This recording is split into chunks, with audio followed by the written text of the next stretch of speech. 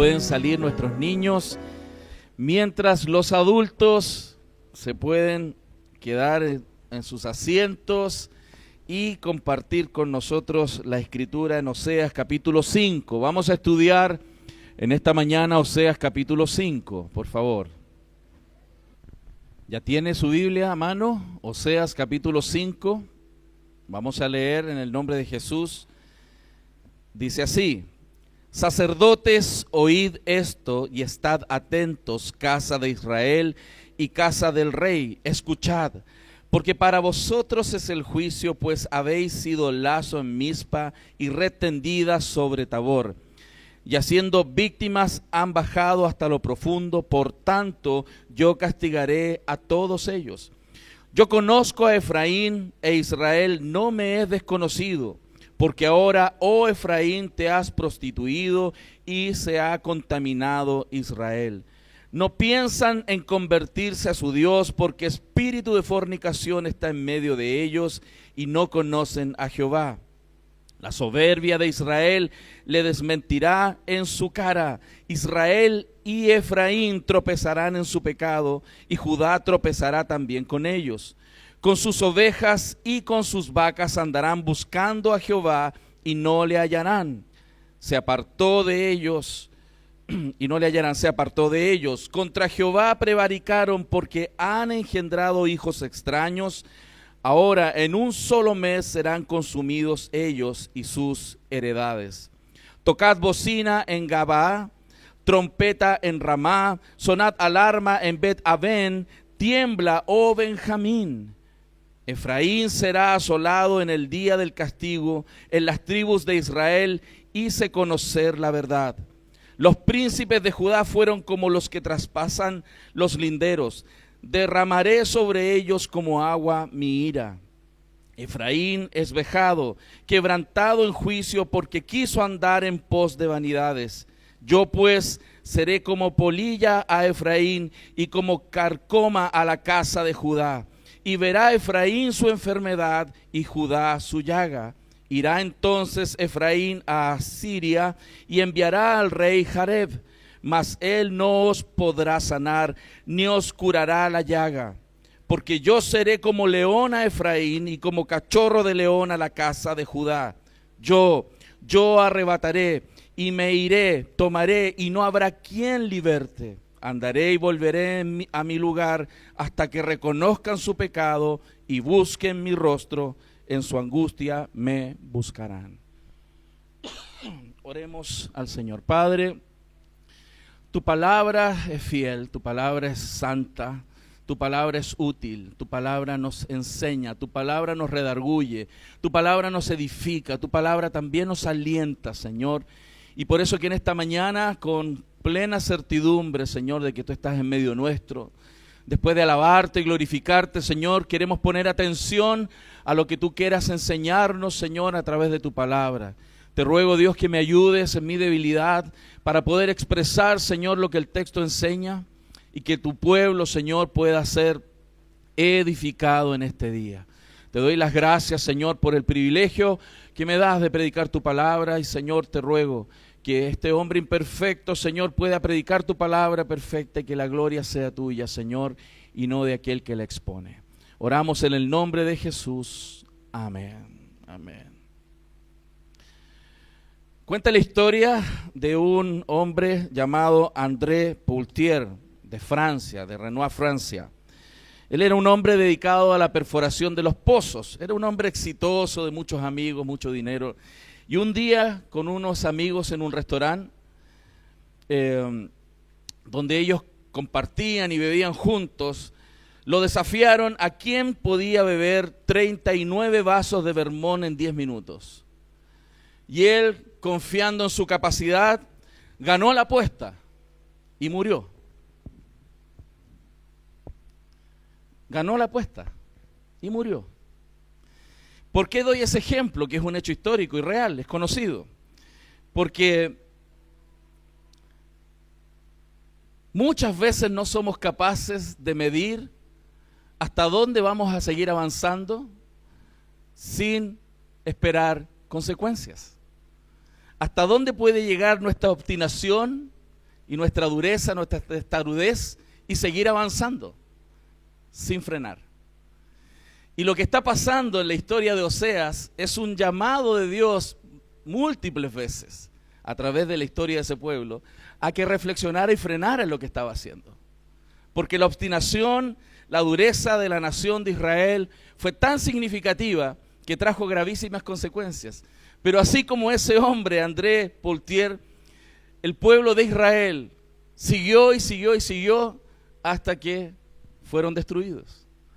Y eso es un mensaje para nosotros, como estudiábamos hace 2 semanas. En 1 Corintios capítulo 10, el Señor, hablándole a la iglesia del Nuevo Testamento, les recuerda que estas cosas fueron escritas para aquellos que hemos alcanzado el fin de los tiempos, para que no andemos de la misma manera. Y usted podrá decir, ¿y por qué, pastor, repetimos tanto este tema en Oseas? ¿Y por qué tanto del pecado y del pecado? ¿No hay otra predicación diferente? Claro que sí hay otras predicaciones diferentes, sin duda, sin duda. Pero toda la Escritura es inspirada por Dios, no una parte. Y esta es útil para enseñar, para redarguir, para corregir, para instruir en justicia, a fin de que el hombre de Dios sea enteramente preparado para toda buena obra. La nación de Israel, en este instante de la historia, está cayendo rápidamente en una destrucción masiva. Como usted ha visto y lo hemos predicado varias semanas, el liderazgo religioso, el liderazgo familiar, el liderazgo político de toda una nación se había corrompido. Estaban en una carrera directa hacia el abismo y no se detenían. Y eso es importante, por eso está escrito aquí. Porque uno dice, ¿por qué estas personas eran tan duros de cabeza? Tan cabeza dura, como decimos nosotros, ¿cierto? Pero así somos. Seguimos avanzando a veces en comportamientos en nuestras familias. A lo mejor no nos estamos drogando. No hemos asesinado a nadie probablemente. ¿Aló? Al menos en lo físico, quizás con la mente. ¿Aló? Pero no significa que no seamos similares a ellos. Y que Dios deba alertarnos y el pueblo de Dios sea llamado a reflexión, a arrepentimiento y reflexión. El capítulo 5 constituye un discurso de Dios a los sacerdotes, al pueblo, pero también a la casa del rey, a todos los estamentos que están en la iglesia, en la familia y por supuesto en el ámbito político. Y el golpe de Dios que viene y es inminente, está siendo advertido. Impresionante, porque a veces hay cosas que suceden sin mucho aviso, pero Dios a este pueblo le avisó muchísimas veces, levantó profetas muchas veces y no querían oír. Y llaman la atención en este texto cómo Dios desarrolla el juicio contra esta apostasía del pueblo de Dios y una disciplina radical. Pero esa disciplina radical, como Dios siempre lo enseña en su palabra, no es para destrucción final, sino para arrepentimiento, como lo enseña también en su palabra. Pero la obstinación, el ser testarudo, yo no sé si hay alguno así aquí. El ser testarudo, cabeza dura, seguir adelante con las porfías, eso tiene consecuencias. Por favor, acompáñeme a la escritura en Jeremías 23. Versos 16 y 17, para que nos demos cuenta cómo Dios alerta a su pueblo y cómo Dios piensa que es este comportamiento de ser testarudo, de ser obstinados. La obstinación es un camino directo a sufrimiento, ser porfiados, testarudos. Jeremías 23, 16 y 17 dice así: así ha dicho Jehová de los ejércitos. ¿Quién dijo? Jehová de los ejércitos. No lo dice el pastor Arturo, no lo dice el predicador de turno, lo dice el Señor. No escuchéis las palabras de los profetas que os profetizan, os alimentan con vanas esperanzas, hablan visión de su propio corazón, no de la boca de Jehová. Dicen estos profetas falsos atrevidamente a los que me irritan. O sea, Dios está diciendo, no le crean a esos pastores, esos predicadores que no les dicen nada y ustedes me están irritando y ellos no les advierten. Y dice, Jehová dijo, paz tendréis y a cualquiera que anda tras la obstinación de su corazón, dicen, no vendrá mal sobre vosotros. En términos más coloquiales y actuales, es como si estas personas te dijeran, no te preocupes si Dios te perdona, Dios tiene una gracia tan grande, no te preocupes, sigue así. Ese tipo de comportamientos, esa terquedad, era propia de ese pueblo. Israel era un pueblo terco. Y la terquedad es como uno de esos pegamentos poderosos, la gotita. ¿Conoce la gotita? Lo que la gotita pega. ¿Se acuerdan de ese versículo? Hermanos, la terquedad es como uno de esos pegamentos poderosos. Al contacto con el aire se afirman en la superficie y se ponen duros como una piedra. Igualmente un corazón que se niega a aceptar la evidencia de que la está regando, de que no está siendo el esposo que tiene que ser, que no está siendo el padre que tiene que ser, no está siendo la madre que tiene que ser, no está siendo el pastor que tiene que ser, no está siendo el líder que tiene que ser. Se niega la evidencia y se niega el consejo. Termina endureciéndose hasta el punto de ser incapaz de modificar su propia conducta y el rumbo de sus actos. ¿No se ha visto usted en esos momentos de terquedad en su vida? ¿No se ha visto duro y parado en una posición y que nadie lo saca de ahí? Y usted sigue y sigue y tiene una voz que le dice no sigas haciendo eso, tiene dos voces que le dicen no sigas con esa relación, no continúes con lo que estás haciendo, no sigas invirtiendo en eso, no te metas en ese negocio, no continúes con tu actitud. Pero es como un pegamento de la gotita, duro, no se suelta.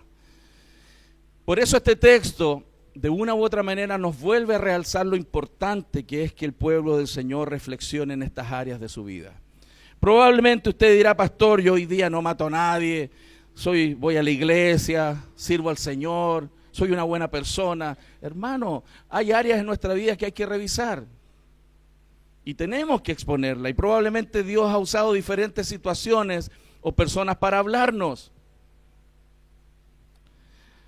Amén. Pensé que era yo nomás. El juicio de Dios contra la apostasía y la inmoralidad es parte de la primera sección de este texto. Del verso 1 al verso 7 vamos a ver cómo el pecado de Israel se volvió extenso, se volvió profundo. Lo hemos visto en varios otros textos. Hemos visto en varios de estos capítulos cómo Dios se queja del pueblo, cómo Dios expone al pueblo una y otra vez. Y usted dirá, ¿y por qué Dios lo dice tantas veces? Porque Dios está muy atento de su pueblo y se molesta del pecado del pueblo. Si no fuera así, no lo diría. Dios una y otra vez lo expone. Fíjense lo que dice el verso 1. Dice, sacerdotes, oíd esto y estad atentos, casa de Israel y casa del rey, escuchad, porque para vosotros es el juicio. O sea, lo primero que hay que notar que Dios no se lo mandó a decir con nadie, como decimos en buen chileno, directamente se los dice. Y el tema es con ustedes, con su pueblo. Él se lo estaba diciendo a Israel. El juicio cae primero, evidentemente, como el texto muestra, contra los sacerdotes, contra aquellos que dirigen, porque aquellos que dirigen la iglesia, aquellos que dirigen una familia, aquellos que son personas de influencia a otros, que de alguna manera debemos ser modelo de otros, evidentemente que hay más responsabilidad. Evidentemente que tenemos más responsabilidad, como también lo tiene una madre en su hogar, o lo tiene un padre en su hogar, hay más responsabilidad. Y Dios hace un llamado a esa reflexión, y en este caso, los sacerdotes eran confrontados. Ellos habían sido comprometidos por Dios a un oficio sagrado, que era pastorear su pueblo. Tenían la función de enseñar la verdad a su pueblo, pero no lo estaban haciendo. No estaban enseñando la palabra del Señor, no estaban siendo exigentes con el pueblo, llamándolos al arrepentimiento. Por lo tanto, los sacerdotes se consideraron a sí mismos los que tenían la verdad y no estaban transmitiendo la verdad. Se convirtieron no solo en apóstatas, sino también se convirtieron en personas rebeldes. Porque rebelde es aquel que sabiendo hacer lo que tiene que hacer no lo hace. ¿No es eso rebelde? ¿Le ha ordenado usted alguna vez a su hijo que ordene su pieza y no quiere hacerlo? ¿Le ha pasado, papá? Sí, a mí también me pasaba. Y todavía me pasa. Cuando a mí me dicen que vaya a ordenar y no ordeno. Eso no es solo un error, es ser rebelde. La rebeldía es saber lo que tenemos que hacer y no querer hacerlo. Y el texto lo evidencia. Se negaron a escuchar las profecías de Dios, se hundieron más en su propio pecado y su propia destrucción, y la ruina fue evidentemente la cosecha natural de sus actos. Pero también el juicio de Dios fue contra los políticos de ese tiempo. Estad atentos, casa de Israel. Los reyes también tenían que gobernar en derecho, en justicia, y no lo hicieron. No fueron reyes que recibieron la autoridad de Dios y la ejecutaron bien. No reinaron en favor del pueblo, no hicieron el bien por su pueblo, sino por ellos mismos. Eso también lo vemos en estos tiempos. Las autoridades hoy día tienden a gobernar para sí mismos, para sus propios planes, para sus propios propósitos. La nación de Israel nació, vivió, lamentablemente murió en la idolatría. Y eso tiene que enseñarnos a nosotros para estos tiempos, justamente para huir de la idolatría de nuestros corazones. Tenemos que huir de ahí. Vamos a ver entonces algunos puntos importantes de esta primera sección. Primero, cuando el liderazgo se aleja de Dios, se va a convertir en peligro para aquellos que lideran. Y eso no solamente lo digo para los pastores, también para los dueños de casa. Cuando los padres se alejan del Señor, se convierten en un peligro para sus hijos. Y sus hijos quedan expuestos a su propio pecado. Padres, hay un llamado de Dios. Cada vez que los padres nos alejamos del Señor, nos convertimos en un problema y en un riesgo para nuestros propios hijos, porque somos el modelo y el cuidado de ellos. Dios nos puso para eso. Por lo tanto, Dios le estaba advirtiendo al pueblo que ese problema serio estaba generando estas consecuencias, y es por eso que a veces vemos problemas en nuestras propias vidas. Porque hemos sembrado mal, hemos hecho mal algunas cosas en nuestro comportamiento. No todo mal, mi hermano. Porque a veces hay personas que reaccionan así. Ay, todo mal, no, soy malo, yo soy mal padre. Ay, ya me voy a morir. Hay gente así, ¿no?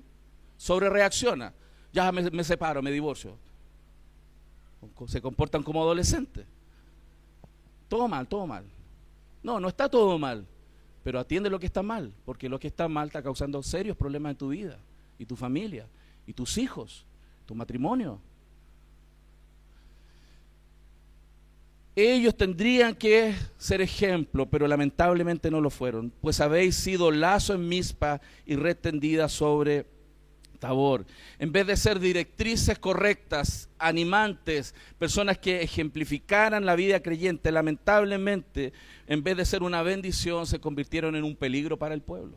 Dios tenía que sacar a esos líderes de ahí. Y es por eso que Dios hace un llamado a los que tenemos algún grado de influencia, en cualquier instancia en que estemos, hermanos, a poder ser ejemplo. Que nuestro ejemplo debiera ser de amor, del amor de Dios, y que amemos a Dios más que los bienes materiales. Por ejemplo, padres, nosotros debemos mostrarle a nuestros hijos que amamos más a Dios que el dinero. Amén. Y eso no es solo decirlo, se ve en nuestro comportamiento, en cómo gastamos el dinero, cuánto nos desesperamos cuando no hay, etcétera. Que nuestro ejemplo sea de sacrificio por Cristo, no comodidad de Cristo, sino sacrificio por Cristo, de servir a Cristo, de entregarnos, de llegar temprano a la iglesia, si nos importa ser ejemplo para nuestros hijos. Muchas veces nuestro ejemplo se ha convertido en el peligro de nuestros hijos. Y que esta búsqueda de las glorias de este mundo no sea nuestra prioridad, sino las búsquedas de las glorias del Señor. Ese tiene que ser el ejemplo. Y eso va calando y va forjando el corazón de nuestras familias, de nuestras iglesias, de nuestra sociedad. En el lugar donde estemos, podemos ser ejemplo. Lamentablemente Israel no estaba haciendo así. Ellos abandonaron ese rol y no se comprometieron con la verdad. El verso 2 dice, y haciendo víctimas han bajado hasta lo profundo, por tanto yo castigaré a todos ellos. El abandono de la verdad va a producir, hermanos, cosas no buenas. El abandono de la verdad no es neutro. Si yo abandono la verdad, si yo abandono la búsqueda del Señor, no estoy en una posición neutra. si no estoy en contra inmediatamente. Porque hay creyentes que pudieran pensar que una posición neutra, no, si yo me comprometo ahí nomás, voy a la iglesia y ya, y oro de repente en la mañana por el almuerzo. Esa es una posición muy neutra. Y el Señor dice, o son conmigo o son contra mí. No hay posición neutra. ¿Y sabe qué? Nuestros hijos se dan cuenta de eso. Nuestras familias se dan cuenta de eso. Nuestros compañeros de trabajo se dan cuenta de eso. La gente que nos rodea se da cuenta de eso. Si nosotros tenemos una posición neutra respecto de Dios y nuestro cristianismo. Por lo tanto, una actitud de abandonar la verdad como ellos lo hicieron. Este liderazgo abandonó la verdad, trajo consecuencias trágicas, difíciles. Pero a mí lo que más me sorprende, bueno, no tanto en realidad, lo testarudos que eran. Duros. Porque viendo las evidencias de lo que se les estaba viniendo, no se arrepentían. A tal nivel puede llegar la testarudez de una persona. Sí. Por eso cuando usted ve un testarudo por ahí, llámele la atención. Agárrelo de las mechas, remézcalo para que cambie, porque la testarudez no le va a producir nada bueno. Tercero, hermanos, el liderazgo que entró en camino a la apostasía, lamentablemente se está perdiendo algo maravilloso, que es conocer a Dios. ¿Qué es conocer a Dios? Lo cantábamos, ¿qué hay más hermoso? ¿Qué hay más valioso en nuestra vida que conocer a Dios? ¿A quién tenemos en el cielo? ¿A quién tenemos en la tierra más importante que Dios? Y aquel que abandona por su testarudez la búsqueda del Señor se está perdiendo lo mejor de su vida, que es conocer a Dios. Fíjense, el verso 3 dice, yo conozco a Efraín, Dios diciendo, yo conozco a Efraín, y también a Israel no me es desconocido, los conozco a los dos. Pero después dice, Efraín, te has prostituido y se ha contaminado Israel. No piensan en convertirse a su Dios, porque espíritu de fornicación está en medio de ellos y no conocen a Jehová. Hermanos, lo impresionante de que el texto está mostrando que Dios sí los conoce a ellos y los conoce muy bien, pero ellos no conocían a Dios.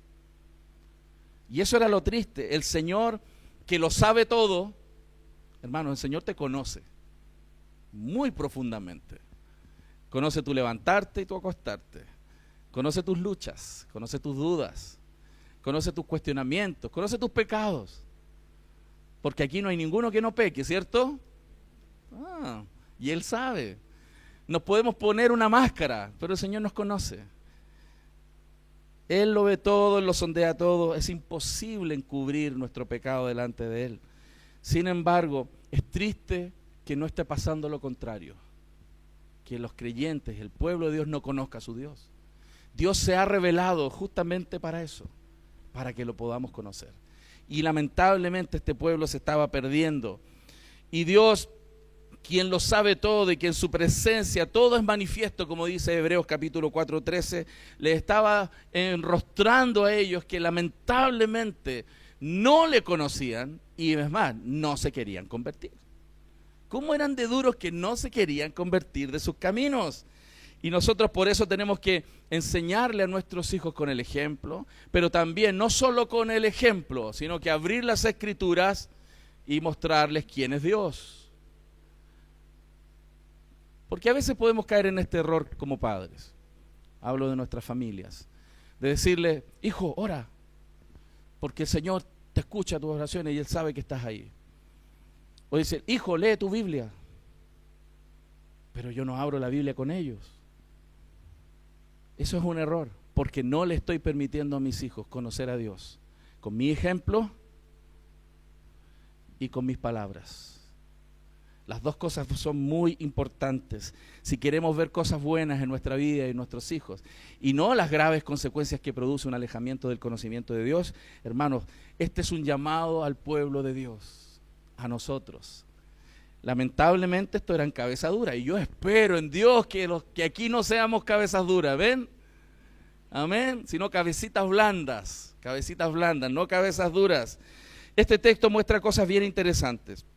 que había una fuente de estos malos hábitos en el caso de ellos. Fíjense cómo el verso 4 dice, porque espíritu de fornicación está en medio de ellos.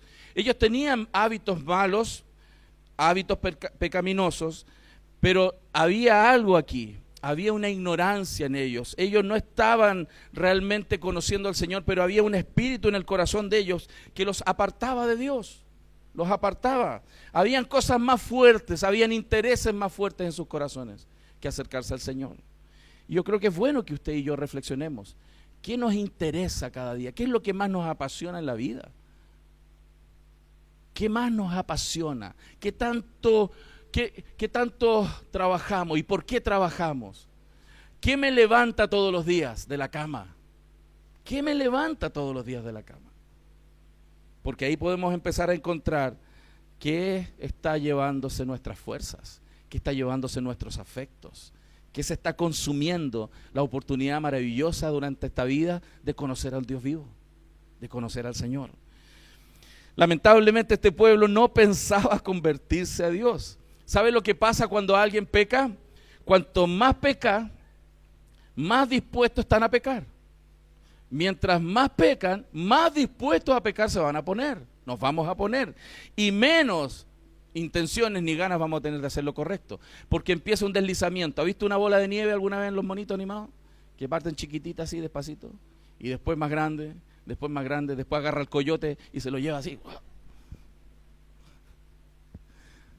Me acordé de los cartones, Cartoon Network. Pero así pasa pues, si usted le abre la puerta en un área de su vida al pecado, su conciencia lo va a acusar, el Espíritu Santo le va a hablar, pero si usted sigue y sigue, cada vez menos va a escuchar eso, y ya nada después lo va a frenar. Eso ya estaba pasando en este pueblo. Este pueblo estaba tan apartado del conocimiento de Dios, tan fría la conciencia, tan apagada la voz del Espíritu en sus mentes y en sus corazones, que ya no escuchaban a nadie. Ni siquiera, no solo no escuchaban a nadie que viniera de parte del Señor, empezaron a escuchar otras voces. Le hablaban a un palo y el palo les hablaba. Tan lejos de Dios que después ya eran capaces de ponerse frente a una estatuilla y la estatuilla les va a hablar. Porque espíritu de fornicación diabólico se puede presentar en tu vida simplemente por alejarte y alejarte y alejarte y alejarte. Por lo tanto, estos malos hábitos, esta dependencia de su corazón y no de la palabra del Señor, lo estaba apartando fuertemente, y esa tendencia pecaminosa después se vuelve tirana. Después no hay forma de frenarla, salvo que Dios te rescate de ahí, fuertemente.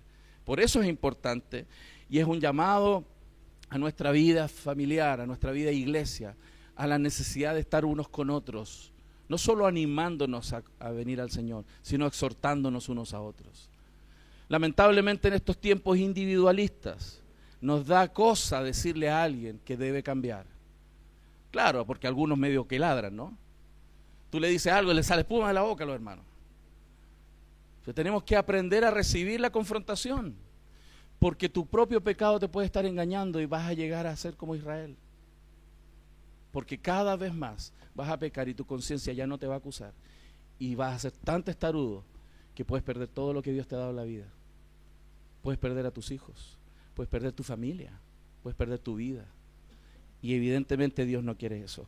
Dios una y otra vez llama a su pueblo a reflexionar, una y otra vez llama a su pueblo a que se devuelva, a que venga al Señor y que disfrute las buenas cosas que significa estar al lado del Señor. Porque Dios quiere bendecir a su pueblo, hermano. Dios ama a su pueblo y lo ama más que cualquiera en la tierra. Dios ama realmente a su pueblo. Tanto ama a su pueblo que ha enviado a Jesucristo a morir por nuestros pecados. Él es el más interesado en nuestro bienestar. Mas el pueblo no lo veía. Por ejemplo, un ejemplo práctico. Si hay una persona que tiene la tendencia siempre a tener sangre en el ojo con las personas y es bien juicioso, ¿eh? Siempre anda criticando a los otros, siempre ve algo malo en los demás. Hay gente así. Gracias a Dios en esta iglesia espero que no. hay gente que tiene esa tendencia, siempre estar mirando el problema en otro, lo juzga, y probablemente en algún minuto, tanto que lo piense, en algún minuto lo va a contar, se lo va a contar a alguien. En algún minuto se le sale por la boca y se lo dice a alguien. Si la persona que lo escuchó no lo frena y no lo exhorta, y se pone ahí, saca el tejido y se pone ¿qué más? Y empieza a compartir la idea, y el pecado siembra otro pecado, lo va a seguir haciendo. Y luego no va a parar de hacerlo. Y ya su conciencia no va a tener fuerza para frenar su amargura, su pecado, su ira, su enojo, y su propio corazón se lo va a comer. Porque nadie lo frenó tampoco. Una y otra vez seguirá juzgando y pecando en su corazón sin freno, derivando en amargura y en un montón de otras manifestaciones de su propio corazón. Porque así somos. ¿Por qué es necesario entonces hablar del pecado? Porque así somos. ¿Cómo somos? Pecadores, hermano. ¿Qué somos? Pecadores, salvados por gracia. Hoy hijos de Dios por la misericordia del Señor. Pero no se olvide que si usted no cuida su corazón, de su corazón no van a salir buenas cosas. Y eso es lo que vimos en Israel. Siendo el pueblo de Dios, teniendo la ley, vieron a Dios abrir el mar, les cayó maná del cielo, fueron sustentados y su ropa no se envejeció 40 años en el desierto. Vieron a Dios. Moisés golpeó una peña y salió agua en el desierto. Y no siguieron a Dios. ¿Usted cree que va a ser mejor que ellos si no se aferra con uñas y dientes al Señor? Sería muy arrogante pensar que usted o yo podemos vivir así, sin Dios. Muy arrogante. ¿Qué más vemos en el texto? Verso 5. La soberbia de Israel, dice, les desmentirá en su cara. Israel y Efraín tropezarán en su pecado y Judá tropezará también con ellos. El pecado más grande de Israel fue su propio orgullo. Porque una persona que se pone testaruda, ¿qué es lo que está detrás de eso? Orgullo. Puro orgullo. No tienes que hacer eso. No, yo sé lo que tengo que hacer. No, déjame meterme en tus finanzas que yo te administro. No, yo administro, yo sé. Y tiene la embarrada. Están las deudas hasta aquí. Lo persigue hasta la junta de vecinos porque debe cuota. Pero él sigue creyendo que puede solo por lo terco y orgulloso que es. ¿Pasa, no? El orgullo se convirtió en el pecado más grande de Israel. El orgullo es un pecado continuo, hermanos. Y finalmente es un pecado extremadamente destructivo. Una de las cosas que Dios más aborrece en las Escrituras son las personas orgullosas, que se manifiestan como tercos, por ejemplo. Arrogantes, tercos. Esas personas desprecian el conocimiento. Nada reciben de otros. Les cuesta recibir. Mucho. Se enorgullecen incluso de su propio pecado. Esa arrogancia es lo que llevó al pueblo de Israel a su ruina. A su ruina. Lo primero es en el sentido vertical, les afecta en el sentido vertical, en su comunión con Dios. Si una persona es orgullosa y lo manifiesta en el sentido vertical, esas personas extremadamente orgullosas no van a considerar ni siquiera que todo es de Dios, que no van a ser agradecidos, son personas que no van a leer la Biblia, que no van a orar. Esas personas son extremadamente orgullosas. Si una persona vive aquí sin leer la Biblia y orar, es extremadamente orgulloso y no lo ve, pareciera, porque esa persona cree que puede vivir sin Dios. Esa persona se le ocurrió en algún momento de su existencia que puede caminar en la vida sin escuchar a Dios. Simplemente está mostrando un orgullo hasta las nubes. Se cree Dios. Dios, yo no te necesito. ¿Lo está viendo? Entonces el orgullo se manifiesta en relación vertical de esa manera. ¿Cómo alguno podría decir, no, pastor, Dios me libre, Dios me libre? Yo no soy así, pastor, no, yo busco del Señor, pero a lo mejor se le muestra el orgullo horizontalmente. Horizontalmente son personas que se consideran mejor que otros. Son personas que siempre están viendo el pecado de otros y dicen, yo no soy como ese. Ese sí que es pecador. Ese es pecador, pues no, yo. Yo no tanto. Comúnmente estas personas tienden a ser autoengañados y se creen la última chupada del mate. ¿Entiendes esa frase, no? Que tienen habilidades que otros no tienen dones que otros no tienen, y así se creen el hoyo del queque, ¿cierto? Uso esas frases coloquiales porque entendemos muy bien en nuestra jerga, ¿no? Y otras veces muestran ese orgullo criticando a otras personas por lo que otros hacen, pero lo camuflan de un supuesto celo por la santidad. Pero son solo críticos, porque no hacen nada para ayudar a esa persona. Eso es puro orgullo. Eso es solo orgullo. Hermano, ¿se da cuenta? Entonces, Dios tenía bastante razón para caerle encima a Israel, ¿no? Dios tenía suficientes razones para juzgar y disciplinar a su propio pueblo. Pueblo que Dios se comprometió a amar, que Dios se comprometió a salvar, que Dios lo sacó de la tierra de Egipto, que Dios lo ha sustentado y lo ha llevado en bienestar por muchas décadas. Pero ese pueblo no estaba reaccionando al llamado del Señor. Y además, estas personas estaban abandonándole a Él, estaban abandonando el conocimiento de Dios y estaban escuchando a otras voces y no al Señor. El verso 6 enseña algo más, dice: con sus ovejas y sus vacas andarán buscando a Jehová y no le hallarán, se apartó de ellos. Impresionantemente estas personas, frente a la falta, frente a las dificultades que se les estaban presentando, dijeron: vamos a tener que ir para la iglesia, parece. Oh, no, ahora sí que voy a leer la Biblia, ahora sí leo la Biblia, ahora sí. No, ahora voy a ir a orar, los miércoles hay oración, pastor. ¿Cuándo hay oración? Yo voy a ir los miércoles ahora, voy a ir los miércoles. Hay gente así, cuando está con el agua hasta el cuello, se activa, ¿cierto? Empieza a hacer las cosas que nunca hizo. Pero Dios los conoce, algunos, no todos son así, algunos en este caso sí. Lo buscaban y no lo hallaron. Porque Dios no está satisfecho solo con los actos, no solo con la observancia externa. Dios exige que nos acerquemos con verdad y sinceridad, porque Dios conoce el corazón. Dios sabe cuando solo nos acercamos por temor. Dios sabe cuando solo nos acercamos para que nos vaya bien. Y eso muchas veces es solo una observancia externa. Dios quiere que nos acerquemos en espíritu y en verdad, y que le adoremos, y que seamos sus hijos en una relación profunda con Él. Israel trató de alguna manera en este sentido de sobornar a Dios con sus rituales sagrados.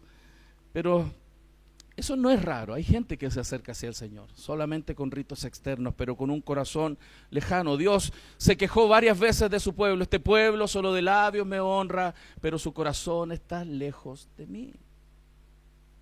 Yo creo que es bueno que usted también examine su corazón, como yo tengo que examinar el mío. ¿Por qué nos acercamos al Señor?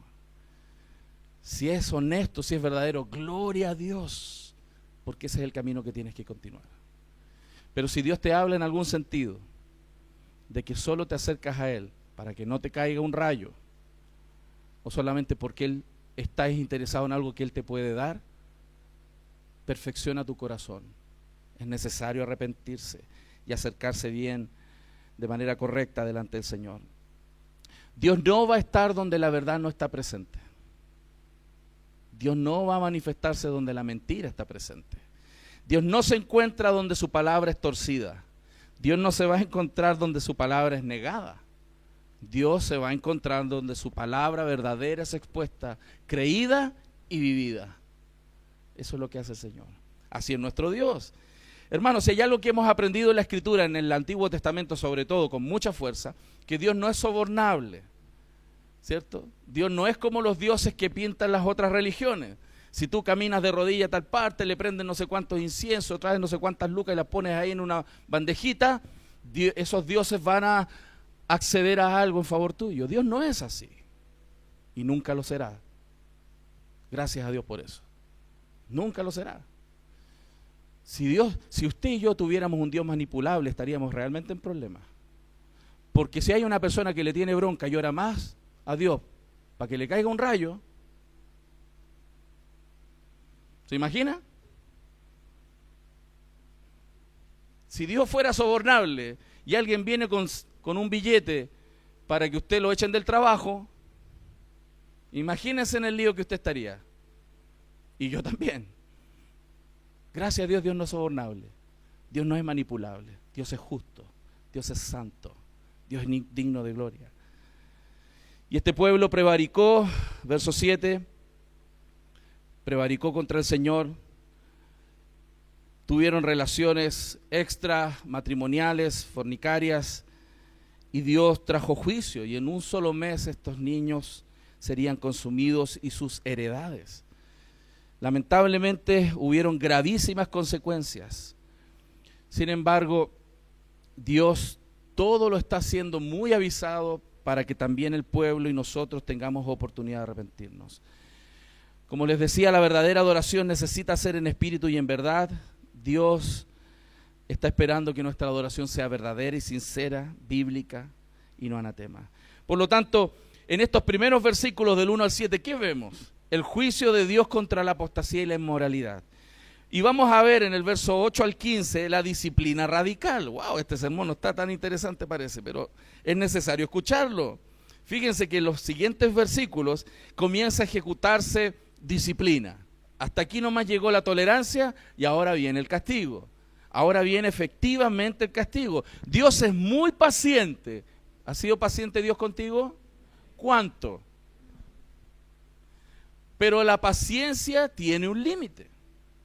Dios no está obligado a ser eternamente paciente, porque Dios va a tener misericordia de quien quiera tenerla. Entonces no estiremos el elástico de la paciencia. En este caso el elástico se cortó, aquí se cortó. Y el verso 8 dice, tocad bocina en Gabá, trompeta en Ramá, sonad la alarma de Bet-Aven, tiembla, oh Benjamín, porque aquí vengo yo. ¿Se acuerda cuando era chico usted y aparecía el papá o la mamá con el cinturón? Así era esto. Ahora vengo, corre, patitas, ¿para qué te quiero, cierto? ¿A alguno le tocó correr?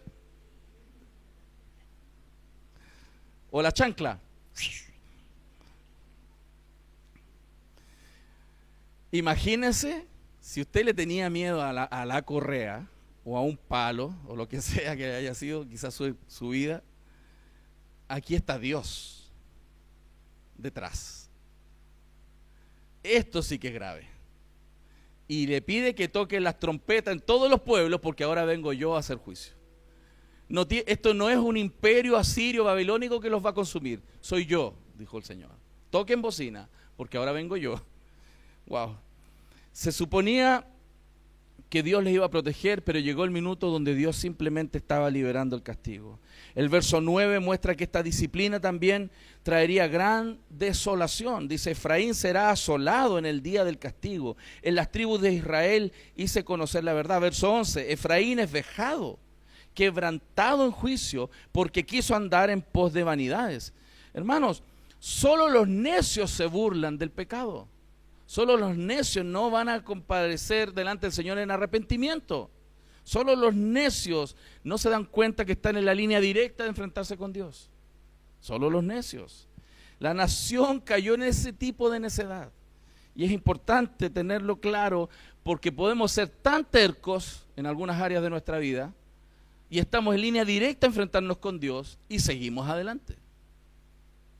Yo no sé a quién Dios le está hablando clarito hoy día. Yo espero que a muchos, como Dios me ha hablado a mí en estos días.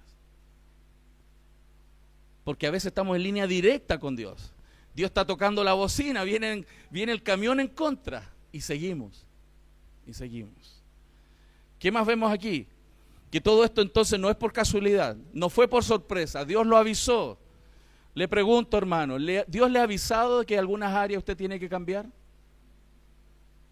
¿Ha tocado bocina? ¿Le ha avisado harto? No siga, no sea terco como este pueblo. El verso 10 nos muestra que en este caso ya era inevitable la disciplina. Los príncipes de Judá fueron como los que traspasaron los linderos. Derramaré sobre ellos como agua mi ira. Aquí ya no hay tiempo de arrepentimiento. Nosotros les enseñamos eso a nuestros hijos cuando eran chiquitos, con el 1, 2, 3. ¿Se acuerdan? 1, 2, 3. Pero algo que hicimos con Bere, nos pusimos de acuerdo, es que cuando nosotros decíamos el 3, aunque en ese instante clamaran y rasgaran vestiduras, les caía el charchazo igual.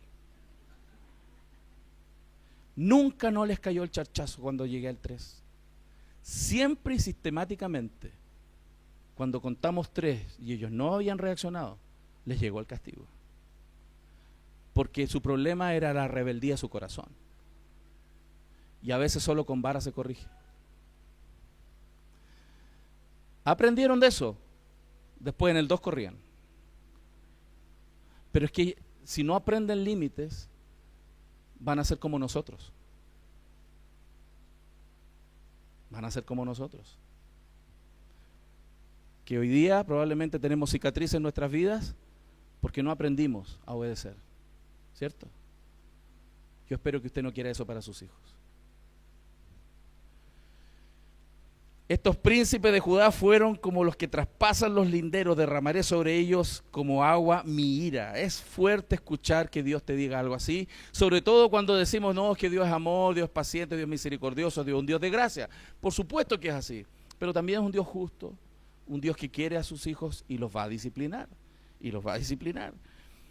El verso 12 además nos muestra que esta disciplina de Dios va a afectar a su pueblo, no solamente de manera externa, sino también de manera interna. Dice, yo pues seré como polilla a Efraín y como carcoma a la casa de Judá, dice el verso 12. Verso 14, porque yo seré como león a Efraín y como cachorro de león a la casa de Judá. Yo arrebataré y me iré, tomaré y no habrá quien liberte. O sea, Dios usa aquí algunas figuras bien interesantes para explicar cómo sería la intervención de Dios sobre su pueblo, sobre Israel y sobre Judá. La polilla y el carcoma es el óxido, ¿no? Y también utiliza el león y el leoncillo, porque Dios va a ir en contra de la disciplinariamente, no solamente como algo externo que les pueda causar un dolor externo, sino también algo interno, también en el fondo de su corazón. La decadencia de Israel era interior en muchos sentidos.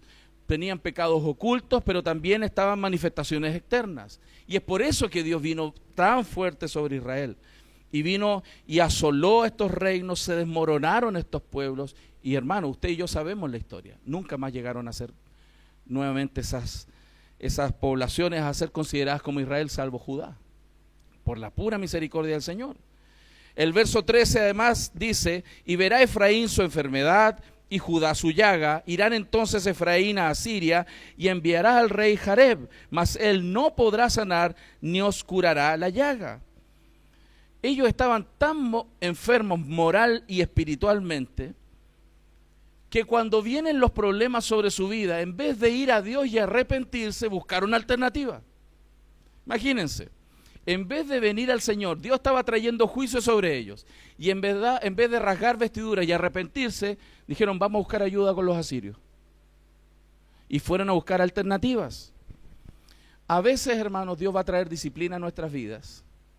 Y lo que hay que hacer no es empezar a buscar planes B. Hay que arrepentirse. Por ejemplo, la embarraste económicamente. Te metiste hasta el cuello, le debes hasta el alma al diablo. Estoy, por supuesto, haciendo un chiste. Espero que aquí hayan puros creyentes convertidos. Y en vez de ir y arrepentirte realmente, y eso no significa llorar y decir, Señor, nunca más. Arrepentirse es un cambio de conducta, una entrega total a lo que Dios dice. Pero si en vez de eso voy a una aseguradora por aquí, por allá y empiezo a golpear puertas, ¿quién me puede prestar más plata? Hermano, no entendimos nada. Eso es lo que estaba haciendo este pueblo. En vez de arrepentirse, buscando alternativas para salir del problema y no ir a Dios, sin ir a Dios. ¿Sabe por qué pasa eso? Porque el pecado nos ciega. La testarudez nos ciega. El pecado nos vuelve obstinados. Nos vuelve obstinados. Nos aleja del Señor. Es más, y nos vamos en pos de aquello que más nos destruye. Y seguimos profundizando nuestro error. Y seguimos profundizando nuestro error. ¿No le parece conocido eso? Por eso el verso 15 dice, andaré y volveré a mi lugar hasta que reconozcan su pecado y busquen mi rostro. O sea, el Señor puede intensificar la disciplina y uno dice, ¿y por qué? Porque todavía no te arrepientes. El Señor va a intensificar toda la situación hasta que nos arrepintamos y busquemos su rostro. El Señor no es un Señor abusivo. El Señor no es que se levanta hoy día con el pie izquierdo y dijo, ¡ay, les voy a dar esto! Dios no es como nosotros. No tiene problema hormonal, nada, hermano. No es de esos dioses que ayer tuvo un mal día. Dios no es así. Dios no es afectado por sus pasiones. Dios siempre es el mismo, de ayer y hoy por los siglos. Y es un Dios justo en que tú puedes confiar. Es la roca firme, la roca eterna, sobre la cual tú puedes parar.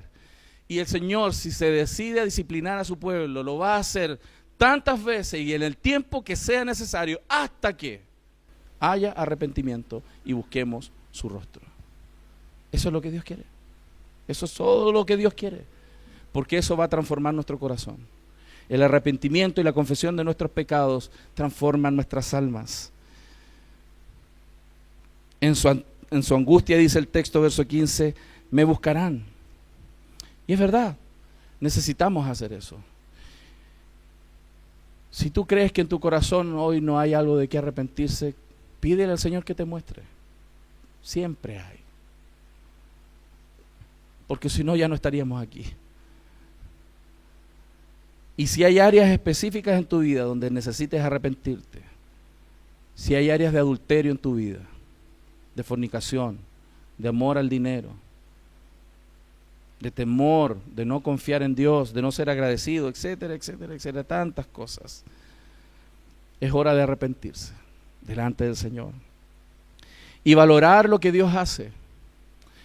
Dios, de manera profética, nuevamente utiliza a un hombre imperfecto para predicar su palabra perfecta. Y vuelve a decirnos, como se lo dijo 1000 veces a Israel, arrepiéntete, arrepiéntete. Hebreos 12, y con esto termino, versos 6 y 7 dice, Hebreos 12, 6 y 7 dice, porque el Señor al que ama, disciplina, y azota a todo aquel que recibe por hijo. Si soportáis la disciplina, Dios os trata como a hijos, porque qué hijo es aquel a quien el Padre no disciplina. Así que si Dios nos tiene ahí con el pantalón abajo y con algunas nalgadas, dale gracias, porque está sacándote de tu testarudez y de la mía, la testarudez que nos aparta y nos causa mucho más mal. Dios nos ama, hermanos, mucho, nos ama demasiado, a tal punto que es capaz de disciplinarnos siendo sus hijos. Eso demuestra cuánto nos ama, hermanos. Así que yo te animo a que nos tomemos unos minutos para orar y confesar nuestros pecados. Si es necesario, hágalo en voz alta si usted quiere, pero yo quiero animarte a que de verdad ores delante del Señor y puedas confesar tus pecados. Oremos al Señor.